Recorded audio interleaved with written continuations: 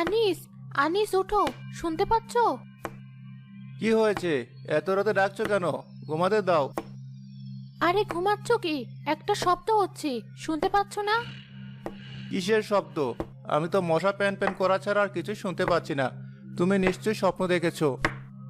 স্বপ্ন নয়, চুপ করে কান পেতে শুনো তো একবার, অনেকক্ষণ ধরে হচ্ছে। আচ্ছা আচ্ছা, শুনছি। কই, কিছু তো নেই। নিচতলা থেকে একটা স্পষ্ট শব্দ ভেসে আসে। এক মিনিট, এটা কিসের শব্দ? এবার শুনেছো? ঠিক আমাদের ঘরের নিচের মেঝে থেকে আসছে। বাবা, মা, তোমরাও জেগে আছো? শব্দটা শুনেছো? তুইও শুনতে পেয়েছিস? তোর তো খুব ঘুম। এই সব থেকে ঘুমানো যায় বাবা? মনে হচ্ছে কেউ যেন নিচতলার মেঝেতে হাতুড়ি দিয়ে আস্তে আস্তে বাড়ি মারছে। এত রাতে কে হাতুড়ি পেটাবে? পাগল নাকি? দাঁড়াও, আমি টর্চ নিয়ে দেখে আসছি। না না, খবরদার, এখন একা একা নিচে যাওয়ার কোনো দরকার নেই। আমার খুব ভয় করছে, যদি কোনো চোর ডাকাত হয়। চোর ডাকাত হলে তো এতক্ষণে ঘরের জিনিসপত্র ভাঙার শব্দ আসতো। এটা অন্য কিছু। হয়তো কোনো ইঁদুর কাঠের পাটাতনে লাফাচ্ছে। পুরনো বাড়ি, এসব হতেই পারে। বাবা, এটা ইঁদুরের শব্দ নয়। ইঁদুরের শব্দ এমন নির্দিষ্ট ছন্দে হয় না। এটা ঠিক যেন কেউ ইচ্ছে করে করছে। টক টক টক। আচ্ছা, চল তো বাপ বেটা মিলে দেখে আসি কিসের এত সাহস। সেলিনা, তুমি ভয় পেও না, আমরা আসছি। না, আমি একাই ঘরে থাকবো না, আমিও তোমাদের সাথে যাব।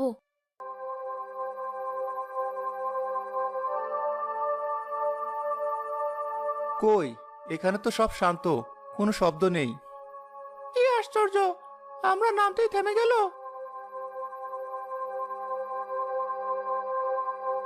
দেখো, আমার মনে হচ্ছে ঠিক এই জায়গাটা থেকে শব্দটা আসছিল।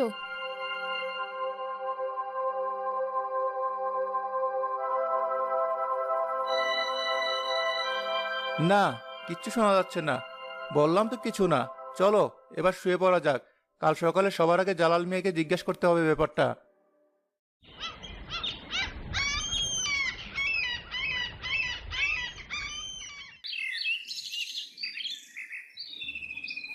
জালাল মিয়া, এদিকে আসুন তো, একটা কথা ছিল।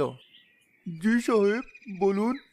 কাল রাতে একটা অদ্ভুত শব্দ হচ্ছিল নিচতলার বড় ঘরটার মেঝে থেকে। একটানা ঠক ঠক শব্দ। আপনি কিছু জানেন এ ব্যাপারে? শব্দ শুরু হয়ে গেছে সাহেব। আমি তো ভাবছিলাম নতুন মানুষ আপনারা, আর কয়েকটা দিন হয়তো শান্তিতে থাকবেন। তার মানে আপনি জানেন শব্দটা কিসের? এটা কি সব সময় হয়? আমাদের খুলে বলুন তো। এই শব্দ তো বহু বছরের পুরনো আম্মা। এই জন্য তো এই বাড়িতে কেউ বেশি দিন টিকতে পারে না। আপনারা শহর থেকে আইছেন, তাই আপনার ঘরে কেউ কিছু কয় নাই। কেন, কি হয়েছিল এই বাড়িতে? এটা কি কোনো ভূতের গল্প? হ্যাঁ, ভূত কইবেন না বাজান, কোন এক দুঃখী আত্মার কাহিনী। এটা এক অভিশপ্ত বাড়ি। বহু বছর আগে যখন জমিদার ছিল, তার এক নায়েব ছিল এখানে। সে মানুষ না, সে ছিল একজন শয়তান। তার নজর পড়ে গ্রামের সবচেয়ে সুন্দর মাইয়াটার উপরে। মায়াটার নাম আসছিল নসিমন। তারপর কি হলো? মাইয়াটার গরিব বাপ মা অন্য জায়গায় তার বিয়া ঠিক করছিল। বিয়ার দিন নতুন বউ সাইজা পালকি থেকে নামার পরপরই ওই নায়ব তার গুন্ডা দিয়ে মায়াটারে তুলে নিয়ে আসে এই বাড়িতে। বলেন কি, কেউ কিছু বলেনি? গ্রামের লোক? জমিদারের নায়েবের বিরুদ্ধে কথা বলার সাহস কার ছিল সাহেব? সবাই চুপ করে গেছিল। মাইয়াটা কোনোভাবে নায়েবের কথা মানে নাই। অনেক অত্যাচার সহ্য করছে। দিনের পর দিন না খাইয়া থাকছে, কিন্তু নিজের ইজ্জত ছাড়ে নাই। আহারে বেচারি, তারপর? শেষে একদিন রাতে ওই নায়েব মায়াটারে মাইরা ফেলে। কেউ কয় গলায় দড়ি দিয়া মারছে, কেউ কয় বিষ খাওয়াইছে। মেরে ফেললো? তারপর লাশটা কি করলো? এটাই তো রহস্য সাহেব। কেউ লাশ খুঁজে পায় নাই, কিন্তু পুরান মানুষেরা কয় ওই নায়েব মায়াটার লাশ এই বড় ঘরটার মেঝের নিচেই পুঁতা রাখছিল, যাতে কেউ কোনোদিন খুঁজা না পায় আর কোনো প্রমাণও না থাকে। কি বলছেন আপনি? আমাদের ঘরের ঠিক নিচের মেঝেতে একটা লাশ পোতা আছে? ও আম্মা, মুরব্বীরা তো তাই কয়। সেই দিকেই তো প্রতি রাইতে ওই মায়াটার আত্মা মেঝের নিচে থেকে শব্দ করে, মুক্তির জন্য শব্দ করে। নিজের কবরের উপর আওয়াজ কইরা জানাই যে আমি এখানে আসি। গ্রামের মানুষ ডরে ওরে শাকচুন্নি কয়। কয় বিয়ার সাজে মায়াটা মারা গেছিল, তাই তার আত্মা শান্তি পায় নাই। এগুলো সব গাঁজাখড়ি গল্প জালাল মিয়া, কুসংস্কার। নিশ্চয়ই উইপোকা বা অন্য কোনো বাস্তব কারণ আছে। সাহেব, আপনি বিশ্বাস করলেন না? বহুত মানুষ আপনার মতো অবিশ্বাস কইরা এই বাড়িতে থাকতে আইছিল। এক রাতের বেশি কেউ টিকতে পারে নাই। শব্দটা রাইতে হইলে আপনাদেরও ঘুমাইতে দিবে না। দিন দিন আরো বাড়বো, আপনারা সাবধানে থাইকেন।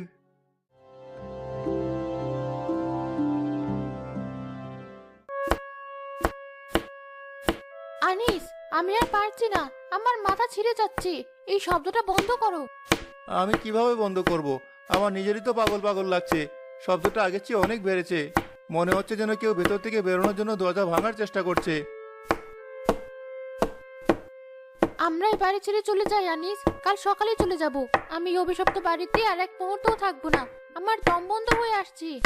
মাথা